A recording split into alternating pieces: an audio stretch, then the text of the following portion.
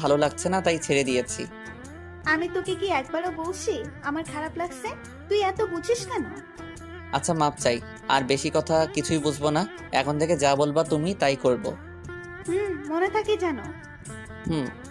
পরে জান্নাত আপু নিজেই আমার হাত ধরলো। এমনভাবে ধরেছে মনে হয় আমি কোনো পলাতক আসামি, যে ছেড়ে দিলেই আবার ভেগে যাবে। পরে বাসায় আসলাম। বাসায় সিঁড়ি দিয়ে উঠেছি, এমন সময় জান্নাত আপু আমায় বলল, তুই ঘরে গিয়ে তোর মাকে বলবি, আর তোর মা যেন তোর আব্বুকে বলে যে যদি আজকে আমার সাথে যদি তোর বিয়ে না দেয় তাহলে আমি সুইসাইড করব। তাহলে দেখবি বিয়ে দিয়ে দিবে, আর আমিও এরকম কথা বলবো। আল্লাহ, কি সাংঘাতিক মেয়ে গো তুমি। আমি আমার ভালোবাসা পাওয়ার জন্য সবকিছু করতে পারি। আর যদি আমাকে বিয়ে না দেয় তাহলে সত্যি কথা আমি সুইসাইড। আর বলতেই দিলাম না, তার আগে চার ঠোঁট এক করে দিলাম। কিছু সময় পরে বললাম, আর কোনোদিনও এই কথা শুনলে তোমার আগে আমি। এবার আমিও কিচ্ছু বলতে পারলাম না। এবার আমার ঠোঁট বন্ধ করে দিছে ছাড়ার পরে। তুইও আর বলবি না, বললে খবর আছে। আচ্ছা, বলবো না। আচ্ছা যা গিয়ে বল, আমিও বলি। হুম। পরে আমি জান্নাত আপুকে ওর বাসায় পর্যন্ত দিয়ে আসলাম। আর আমি বাসায় এসে মাকে বললাম যে তোমার বৌমা রাজি হয়ে গেছে, আর ও আমাকে অনেক ভালোবাসে। পরে জান্নাত আপু যা যা বলল ওইটাও বললাম। শুনে আম্মু বলল যে আম্মু নাকি আব্বুর সাথে কথা বলবে। আম্মু আব্বুর কাছে গিয়ে, তোমার সাথে আমার কিছু কথা আছে, সময় হবে? তোমার কি আমার সাথে কথা বলার জন্য অনুমতি নিতে হবে নাকি? না, কথাটা এমন যে তাই নিচ্ছি। কি এমন কথা বলো শুনি। আমাদের উপরের ঘরের মুর্শিদ ভাইয়ের মেয়ে জান্নাত আছে না, ওনা সুইসাইড করবে। কি বলো এসব? ও কেন সুইসাইড করবে? শুনেছি মেয়েটা অনেক ভালো, কিন্তু একটু রাগী। তাহলে সুইসাইড করবে কেন? ও বলেছে আজকে রাতের মধ্যে যদি বিয়ে না দেয় তাহলে নাকি ও সুইসাইড করবে। বিয়ে করবে? বিয়ে দিয়ে দেওয়া উচিত। তা পাত্রটা কে? সেটাই তো সমস্যা। কিসের সমস্যা? সমস্যা হলো যে পাত্র তোমার আমার ছেলের রাজি। কি বলো এসব? রাজীব তো ওর থেকে অনেক ছোট। তাহলে কিভাবে সম্ভব তুমি বলো? সেটা ঠিক, কিন্তু ওরা একে অপরকে ভালোবাসে। জান্নাত সুইসাইড করলে তো রাজীব কিছু একটা করে ফেলবে, তখন আমরা কি করব? এবার তুমিই বলো। তাই বলে নিজের থেকে 3 বছরের বড় মেয়েকে বিয়ে করবে? তো কি হয়েছে? আমাদের মহানবী হযরত মুহাম্মদ সাল্লাল্লাহু আলাইহি সাল্লামের কথা কি ভুলে গেছো?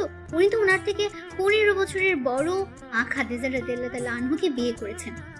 মোহাম্মদ সাল্লাল্লাহু আলাইহিসসালাম হলেন মহামানব, আর তুমি তোমার ছেলেকে তার সাথে তুলনা করছো? আমি তুলনা করছি না, কিন্তু আমরা তো ওনারই উম্মত, তাই না? তাই বলছি তুমি ওদের বিয়েটা মেনে নাও। আগে ওর বাবা মায়ের সাথে কথা বলি, তারপর সব সিদ্ধান্ত নিব, এর আগে না। আচ্ছা। পরে আব্বু বাসা থেকে উঠে মনে হয় জান্নাতের বাসায় গেল। আর আমি এসব কথা আড়াল থেকে শুনছিলাম। পরে আম্মু আমার কাছে এসে, তোর বাবাকে বলেছি, এখন জান্নাতের বাসায় গেছে মনে হয়, আজই তোদের বিয়ে হয়ে যাবে। আম্মু তোমাকে অনেক ধন্যবাদ। ধুরবোকা ছেলে, মাকে ধন্যবাদ দে কেউ? না মা, কিন্তু তোমার মতো কেউ হয় না। এখন যা একটু রেস্ট নে, তোর আব্বু আসুক দেখি কি বলে, পরে শপিং করতে যাবি। আচ্ছা। পরে আমি রেস্ট নিতে গেলাম। আসলে আমার আব্বু আর আম্মু অনেক ভালো। আমি আমার আব্বু আম্মুর সাথে অনেকটাই ফ্রিভাবে কথা বলি, কারণ তারা আমায় বলে মনে যা আসে সব প্রকাশ করতে, নয়তো ভবিষ্যতে কষ্ট পেতে হয়। আর আমি তাদের সাথে সব কিছু শেয়ার করি। কিন্তু নিজের বিয়ের কথা কিভাবে নিজের মুখে বলি, তাই আম্মুকে বলছি। আর আব্বু তো দেখলেনি কি করলো। হঠাৎ আমার ফোনে কল আসলো। ফোনের দিকে তাকিয়ে দেখি জান্নাত আপু ফোন করেছে। তাড়াতাড়ি ফোনটা রিসিভ করলাম। এই জানিস, তোর আব্বু না আমাদের বাসায় এসে বিয়ের কথা ফাইনাল করে গেছে। কি মেরে ভাই, ফোন করে কেমন আছিস কি করি না করি কিছু জিজ্ঞেস না করে ডাইরেক্ট বিয়ের কথা বলে। হুম। মানে কি? তোর মুখ নেই, কিছু বল। কি বলবো? যে মেয়ে হবু স্বামীকে তুই করে কথা বলে, তার সাথে কি কথা বলবো? ও তাই?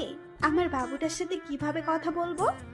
তুমি করে বলবে, আর না হয় আমি আপনাকে আপনি করে বলবো।